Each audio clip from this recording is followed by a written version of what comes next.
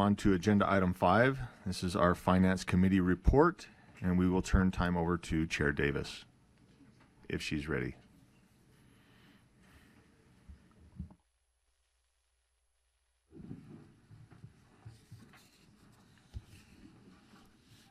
Thank you.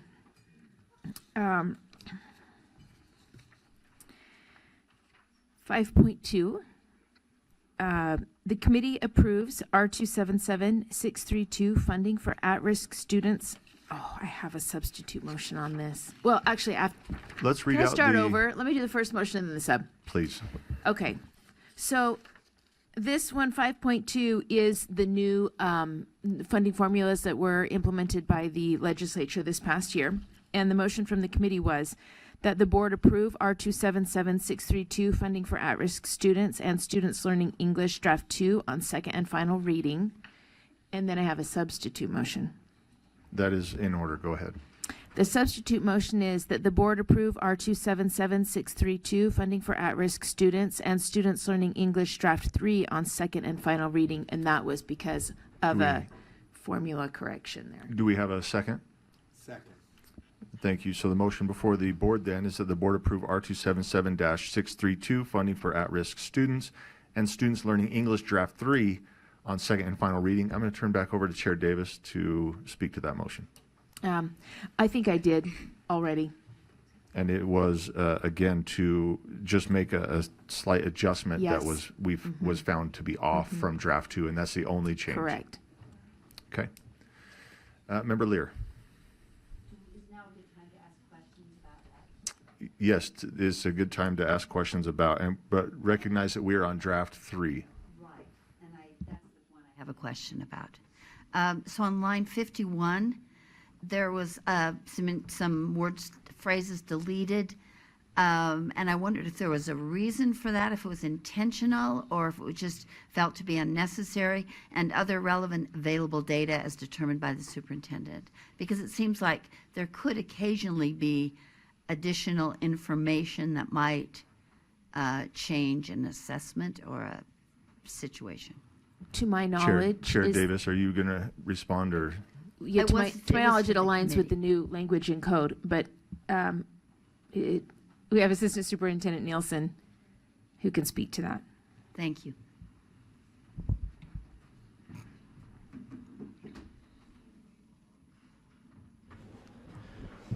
Chair, can I answer the question? Please do. Okay, thank you, Board Member Earl. As staff, after the Lear, sorry. This is an anagram thing. Yeah. After the rule passed out of committee, staff started to begin working on the application process in Utah grants, and there were a lot of questions from staff that would be working on this of what other data and how do we build that into the application. So we're recommending that be stricken. The law itself is pretty clear on the way the funding formula is created. In fact, it's in statute how schools are determined to be eligible.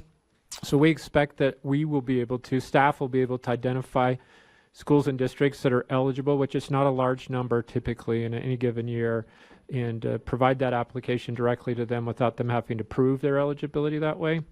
So staff was recommending that this would be difficult for them to apply. What does the other data mean and what would that look like? That feeds into the other language that staff's recommending be stricken, and it's really to try to simplify the application process for the LEAs that are eligible based on the legislative piece, and to allow that application process and the funds to be awarded as seamlessly as possible, which is as consistent as I mentioned in an email to Chair Davis. I appreciate your willingness to consider this, is consistent with the reducing burdens task force for our LEAs. Thank you. Helpful. Thank you, Dan. That seems to answer the question. Seeing no other lights, let me go ahead and restate the motion and we will vote. The motion before the board is that the board approve R277-632 funding for at-risk students and students learning English, draft 3 on second and final reading. When the voting is open, there we go, let's vote.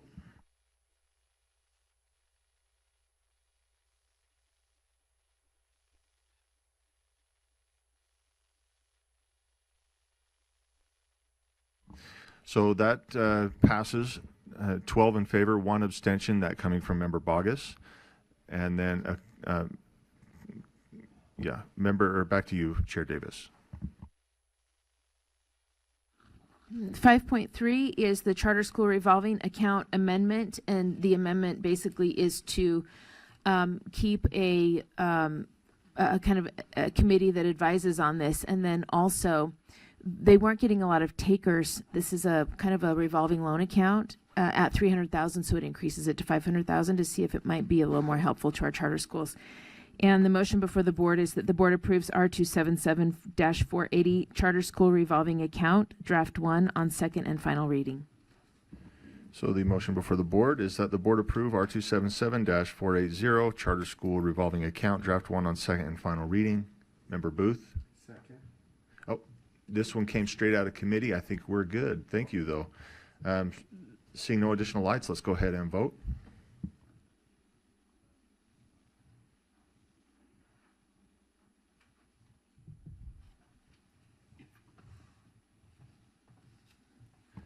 And that passes unanimously. Let's move on. Chair Davis. Thank you. 5.4 is home address versus geocode location of state borders for San Juan and Tooele school districts. And this stems from a new requirement that LEA submit geocoordinates to UTREX. So historically, both districts have served students residing just across the Utah and Arizona and Utah-Nevada borders due to the closer proximity of their schools compared to the out-of-state options. So some of these students, it appears, may have in the past been reported with a Utah resident status for registration purposes, but with these new geocodes, they're getting kind of these exact coordinates, even if they're right on the border. Some of them might not be considered as such. And so the motion that came out of committee was the motion that I'm going to read, but it was pending some information from the Assistant Attorney Generals, which said that legally they felt that this was acceptable. So I'll go ahead and read the motion because we have that statement from them, and I can answer questions after. If needed. The board endorses specific recommendations to establish a variance that permits these districts to continue to code these border students as Utah residents. Thank you, Chair Davis. The motion before the board then is that the board endorses the specific recommendations to establish a variance that permits these districts to continue to code these border students as Utah residents. Member Lear. I'm wondering, and again, this might be a question for Chair Davis, it might be a question for Mr. Jones, but do these students pay out-of-state tuition? And if not, how do you distinguish between 10 miles away from the border or 3 miles away from the border or 50 miles or that kind of thing? And I don't want to sound stingy, but with the level of funding in Utah, I don't know that we can afford to be too generous unless there's a quid pro quo, unless we get something from those states on occasion. Chair Davis, would you like to answer or defer to staff? I'm going to have staff answer if that's okay. Please, Scott. So Chair, essentially the answer to the question is that this is in the interest of the districts being able to count that student towards the WPU calculation. There are instances along the Utah border where districts do engage with the particular state and enter into agreements for students that do cross the border. In this instance, this is part of the overall consideration of the Navajo Nation and the sovereignty of the nation, and that students within that nation do move back and forth between that. And so this is really just about, look, if the student is regularly attending or is a member for ADM purposes of that school, that there's nothing in code that prohibits that district from counting them as a resident of Utah, though, in the interest of calculating for the WPU because we're providing services to them. So that's really does that help answer the question, or? Sounds like we have a follow-up. I would like to follow up just briefly. And that is, I understand about San Juan because of the sovereignty issues and the fact that the reservation goes across the states. And Right. I understand San Juan. I'm not so clear about Tooele.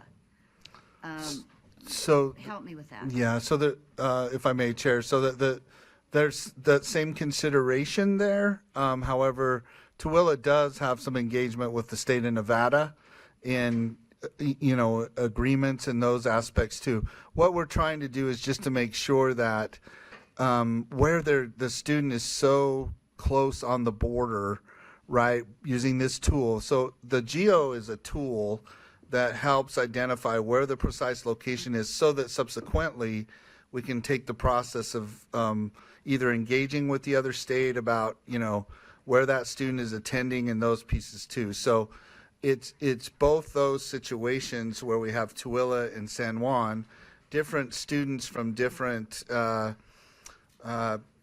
places in the nation.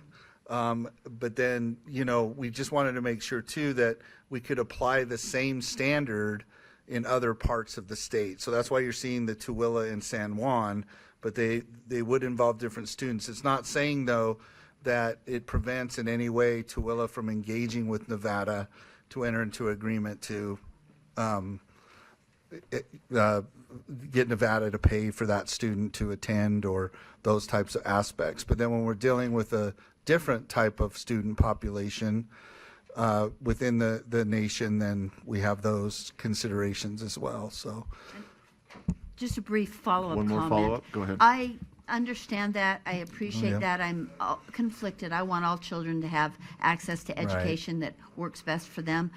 I do think it makes it difficult, especially with the Tooele situation, because we do still, as I understand it, charge out-of-state tuition for some students attending Utah schools. And I think it makes it hard legally to distinguish between students who happen to be close to the border in Tooele, but less close in Idaho, or I just think it causes problems. And if we want to just open our borders and say, y'all come, and we want to stretch our money that far, I would probably support that. I just am concerned with the sort of semi-distinctions we're drawing.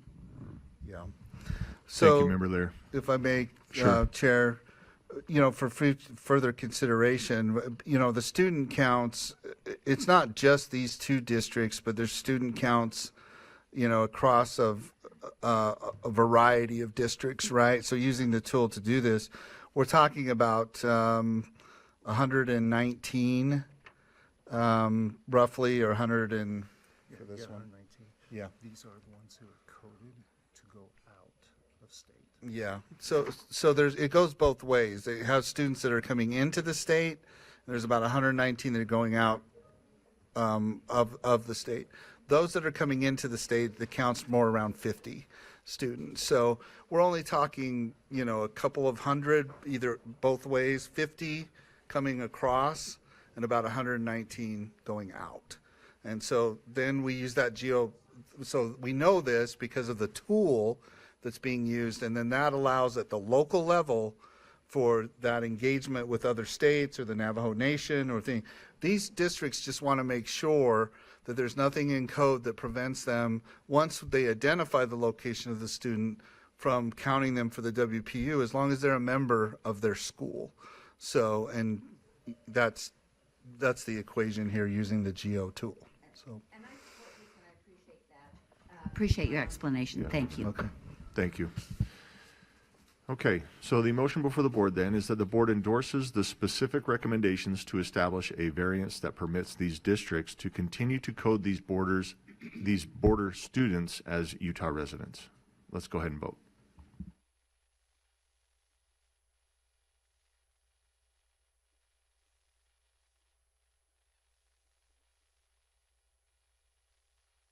That passes unanimously with those present. Let's go back to Chair Davis.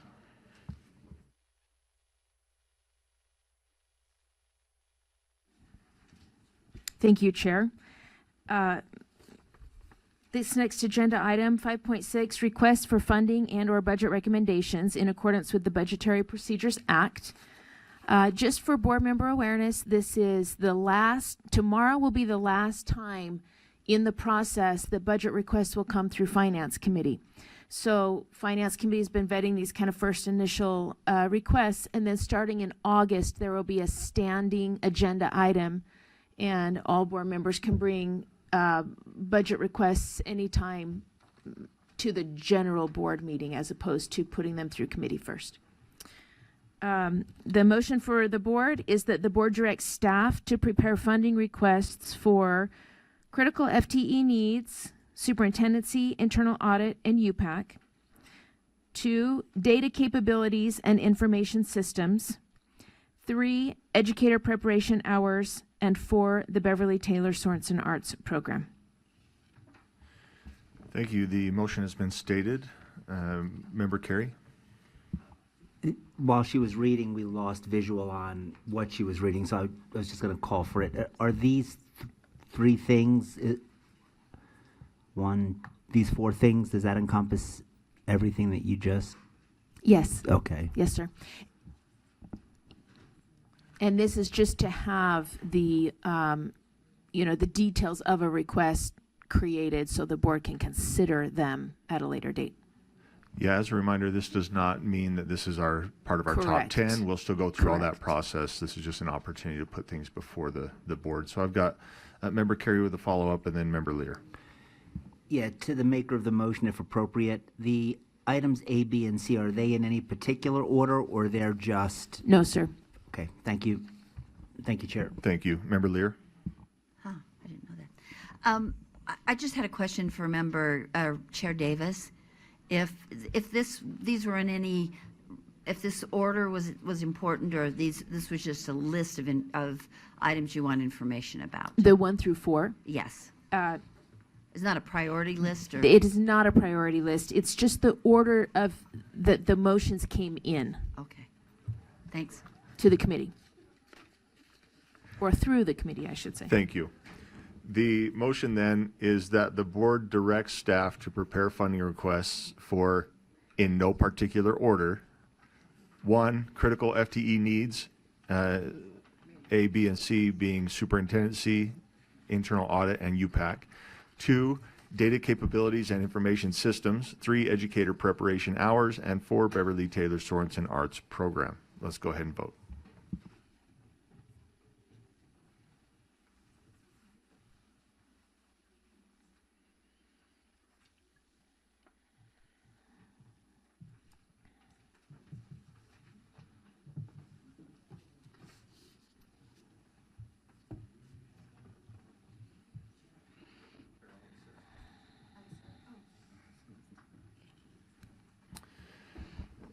And that passes unanimously. Back to you, Chair Davis. Thank you. Our final action item resulted in no motion for the full board at this time because we requested information about additional costs for Aspire and vendors and such with the student information systems. Those will be discussed tomorrow in committee, and hopefully we'll have something to talk about again when we come to full board in August, but we'll see. Thank you. And I believe that concludes the finance report.